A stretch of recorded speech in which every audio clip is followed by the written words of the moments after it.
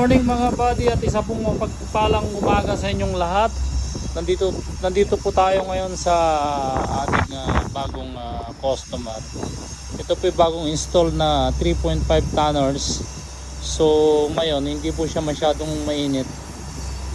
Nag-start up po tayo ng AC.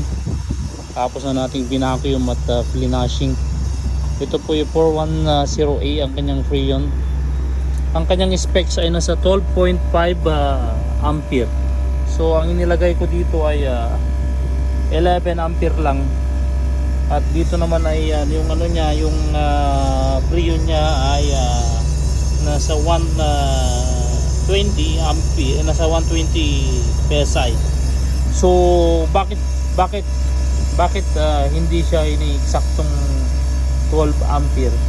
So mga buddy, kaya ako nilagay lang sa 11.5 na amperahe kasi nga ang weather ngayon ay hindi siya mainit. Tamtaman lang siya. At ito po pagka nag-summer na at ito nasa ano na tayo, matinding init. Ito po tumataas yung kanyang amperahe. So nagiging 12 siya, 12.5.